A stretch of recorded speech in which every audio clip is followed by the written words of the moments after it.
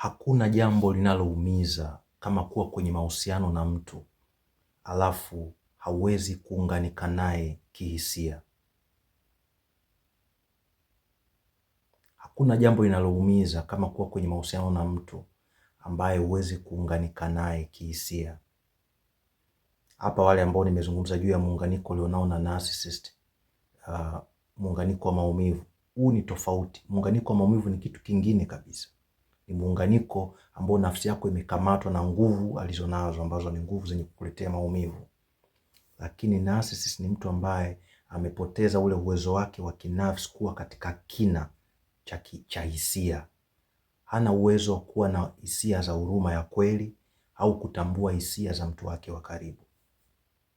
Hakuna jambo linalosikitisha kama uko na mtu wako wa karibu, labda ni mzazi wako au rafiki au mpenzi, mke wako, mume wako, mtu wako wa karibu kabisa, lakini unapojaribu kuunganika naye kihisia, unaposhare naye yale mambo yako ya ndani deeply yanayogusa hisia yako, unaona kama umetupa maneno kwenye hewa, hayapokelewi kwa sababu amepoteza uwezo wa kihisia. Kuna video nimeifanya, nimesema narcissist amepoteza nafsi yake, kwa sababu ile nafsi ya ukweli ya mwanadamu ina uwezo wa kutambua hisia za mtu mwingine. Kuna real soul and fake soul. Kuna nafsi halisi, watu wenye mioyo ya huruma, ambao sasa wengi ndio mnakuwa wahangwa, ni watu wenye mioyo halisi. Kuna watu wengi ni binadamu tu, lakini nafsi zao zilishatafunwa, hawana nafsi zao halisi. Na ndio maana kuna wakati mpaka tunajiuliza, hivi huyu ni binadamu kweli? Anafanya matendo ambayo sio ya kiubinadamu kwa sababu nafsi yake ilishatafunwa.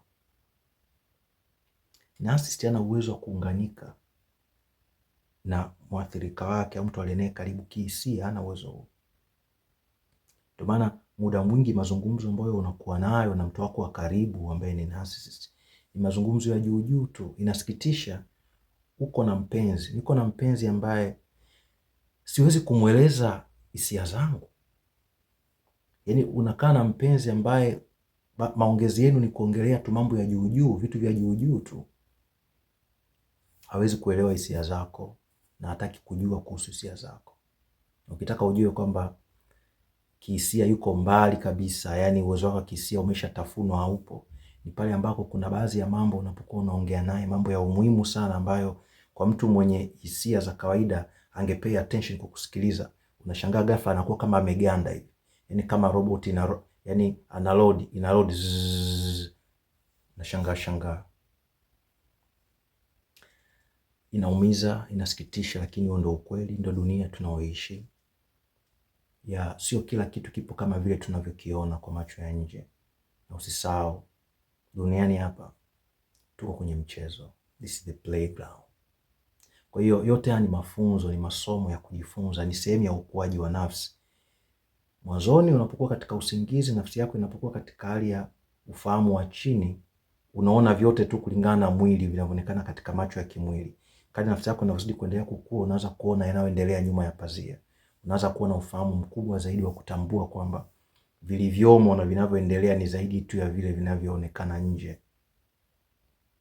Kwa hiyo kama upo kwenye mahusiano na mtu wa namna hiyo, wewe angalia, unahusiana na mtu mwenye uwezo wa kupokea hisia zako na yeye anakupa hisia. Fikiria hata wakati labda unamkumbatia ni mpenzi wako, hata kama ni mzazi, kuna wakati unataka umuao na mwaga. Unaona content. Yaani unaona kuna kitu mule ndani. Ni sawa sawa na umeshika box. Si umeelewa? Yaani kama umeshika kitu tu cha nje lakini sio nafsi.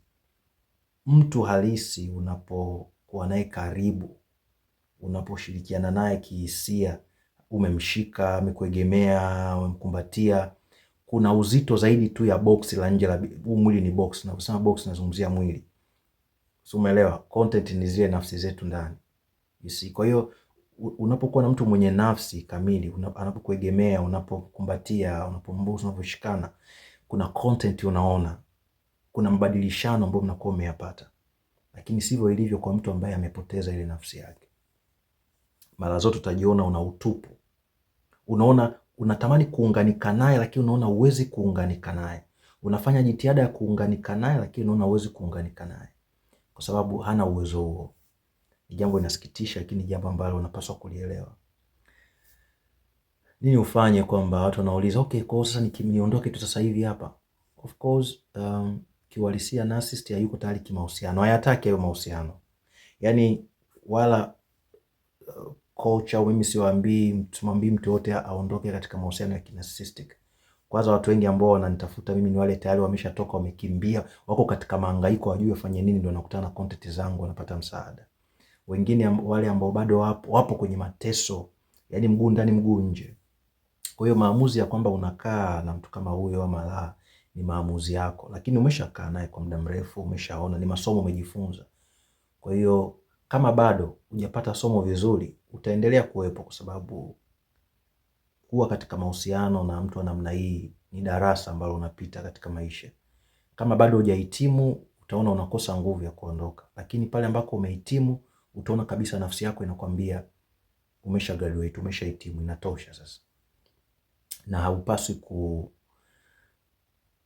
kuzuia kuifuata ile sauti yako ya ndani, kwa sababu huwa haikosei. Lakini kingine pia unaweza kulazimishwa kama kuna hatari pia ya kimwili.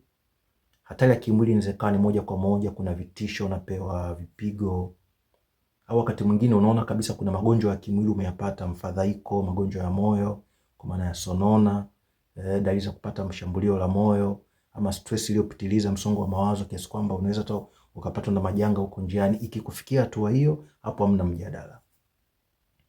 Chukua maamuzi kuipambania nafsi yako. Kwa hiyo sio swala kumuonea huruma mtu ambaye hayuko tayari kuwa na wewe, hakupendi, hakutaki. Narcissist, kama kuna kitu narcissist anakiogopa na hakitaki, ni upendo. Kadri unavyomuonyesha upendo narcissist, ndivyo anavyozidi kukuumiza, kwa sababu unamchukiza, unamuonyesha kitu ambacho hawezi kuwa nacho, hawezi kukipata, kwa sababu anatembea na nguvu zenye mawimbi ya chini sana ya chuki. Umeelewa? Ni hisia za chini, hisia za chuki na hisia za maumivu.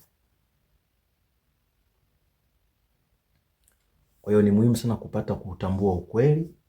Tambua ukweli.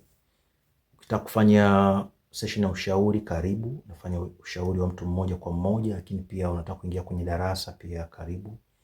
Unataka kusupport this kazi unaoifanya, pia unakaribishwa to support this one, okay?